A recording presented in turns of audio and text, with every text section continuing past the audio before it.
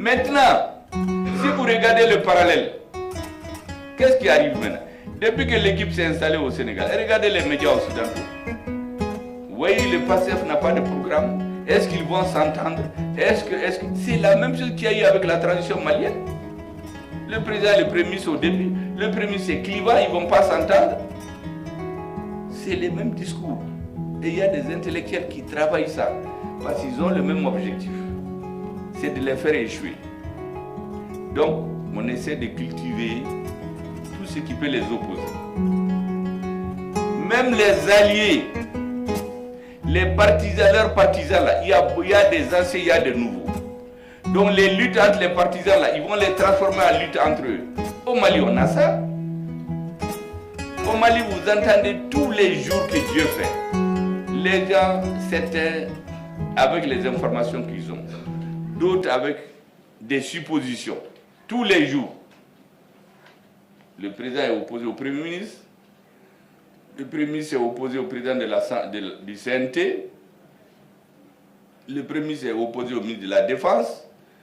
Un jour, on a même dit que le ministre de la Défense a failli gifler le Premier ministre en réunion. Il y a tout. Mais ceux qui véhiculent ces choses-là, souvent c'est des alliés, souvent c'est des nouveaux alliés, c'est-à-dire des gens qui étaient avec eux, mais qui deviennent des alliés aujourd'hui. Souvent c'est les alliés en tout, mais c'est leur analyse. Peut-être même qu'ils ne se trompent pas. Qui se trompent. Mais il appartient à ceux qui dirigent d'avoir la tête froide et se dire qu'ils sont dans le même bateau. Sonko et Faye étaient dans la même pirogue.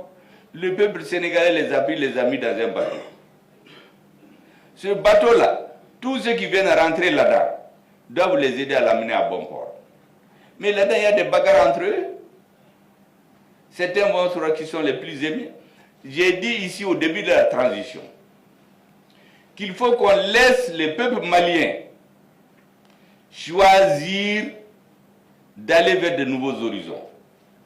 Je l'ai dit le 4 juin 2021, je n'étais pas encore Premier ministre. Et j'avais dit ce jour-là que le jour où on va faire ce choix, les Maliens doivent se préparer à rencontrer des puissants vents contraires, à rencontrer même des cercles de feu. C'est la même chose au Sénégal. Il y a des forces qui vont tout faire pour les faire échouer. Ceux qui ont perdu la voie allaient s'organiser à l'extérieur, à l'intérieur, avec le soutien des puissances dont les gens ont été mélangés par Dieu. Mais ce que je leur dis, il y a leur agenda, il y a l'agenda de Dieu. Dieu qui a fait que ces gens-là sont venus au pouvoir, là. Dieu fera qu'ils vont gagner. Et tous ceux qui vont se mettre contre eux, là, ils vont échouer. C'est comme la transition malienne.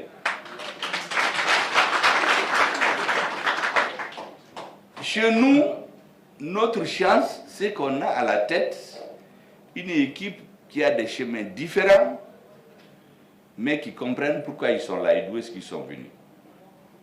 Chez eux, c'est la même chose. Ils ont fait la prison ensemble. On les a sortis ensemble.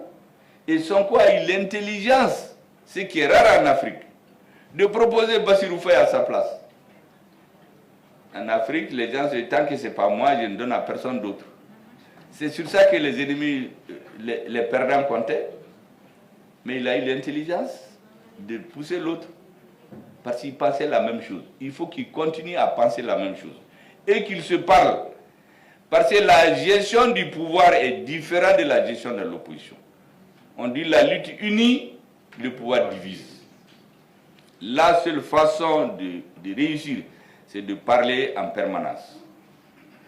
Deuxièmement, il faut appliquer ce que notre président a toujours dit. Deux choses. Premièrement, Beki Joy Joyora, que chacun fasse son travail. Les militaires qui vont libérer Kidal, le Premier ministre ne peut pas aller les haranguer et faire le travail à leur place. Chacun fait son travail. Il y a un président, il y a un Premier ministre. La deuxième chose, le président nous le répète régulièrement. Il dit d'avoir enterré le centre de gravité du pouvoir de la transition, c'est le peuple. C'est encore plus fort et plus d'actualité au Sénégal. C'est le peuple qui a imposé ce pouvoir. et les intérêts du peuple, les engagements de départ, rien ne doit les amener à s'en éloigner. Parce que les adversaires vont monter des astuces, les nouveaux amis, pour les éloigner petit à petit. Et quand il y a le fossé là, ils vont quitter et commencer à crier. Pour dire écoutez, moi je voulais faire ce parallèle là pour que les gens comprennent. Parce qu'il y a des gens paralysés politiquement au Mali, qui n'ont plus rien à dire, qui rebondissent sur le cas du Sénégal pour faire des articles. Ah oui, il y a la démocratie là-bas, notre pays aurait dû être... Chaque pays a son génie. Le Mali a utilisé son génie pour imposer les monnaies bodéons là, parce qu'il fallait que notre pays là, qui était divisé là, qu'on le réunisse. Il a besoin de ces militaires là. Au Sénégal, les peuples là, ils sont génie comme monnaie bodéon et ils ont des problèmes qui ne sont pas comme au Mali. C'est des problèmes économiques qu'ils ont. Ils ont d'autres problèmes. Chaque peuple a son génie. Certains imposent des militaires parce qu'il y a l'insécurité chez eux. D'autres imposent des gestionnaires. Chaque peuple suit sa voie. L'essentiel, c'est que le pouvoir suive c'est pourquoi il a été élu. Il ne faut pas, une fois installé au pouvoir, commencer à voyager, à aller dans des cabinets, aller dans les grands hôtels et changer d'avis. Si le pouvoir continue dans cette voie-là, tous ceux qui vont s'opposer à ce pouvoir-là, Dieu ne leur donnera pas le chemin. Parce que ce n'est pas par hasard que Dieu a ordonnancé les choses pour que ces gens arrivent au pouvoir. C'est tellement il y a des problèmes que Dieu veut régler maintenant. Et ce sont ceux-là qui sont la solution. Sinon, aucun calcul humain ne pouvait démontrer que ces gens pouvaient gagner. Mais c'est comme chez nous. Assimi Goïta, il y a 4 ans, si quelqu'un vous dit de donner votre main à couper, il va être président. Vous allez dire non, prenez ma tête. Moi-même à la primature, il y a 4 ans, si on dit que cela va être Premier ministre, vous allez dire jamais, ça ne va jamais arriver au Mali. Mais ça, c'était l'agenda des hommes. L'agenda de Dieu, il va s'imposer tous les jours. Et cette transition, l'autre, je ne sais pas si vous avez écouté, quand on a annoncé la présence du délégué malien, la salle a failli éclater d'applaudissements. Parce que la souveraineté, le besoin de souveraineté des Africains, c'est partout.